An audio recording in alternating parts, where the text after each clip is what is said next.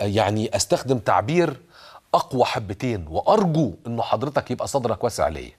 من الاخر كده، هم مش بيختبروا حضرتك بس، هم بيتحدوك وبيقولوا لك احنا اهو، ورينا بقى هتعمل ايه. احنا بتوع حسني مبارك، هتعمل ايه؟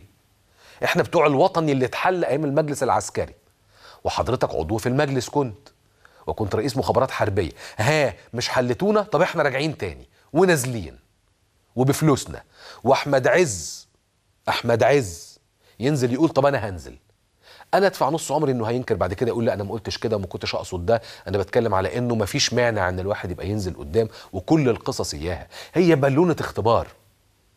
قدام حضرتك الحلين، يا تسيب البالونه تكبر وتتنفخ وتملى سماء جمهوريه مصر العربيه، يا ابره وتفرقعها. فرقعها يا ريس. المهم، خليني ابدا الاخبار بتاعتنا عن احد شهدائنا، وكنا اتكلمنا عنه في بدايه الاسبوع.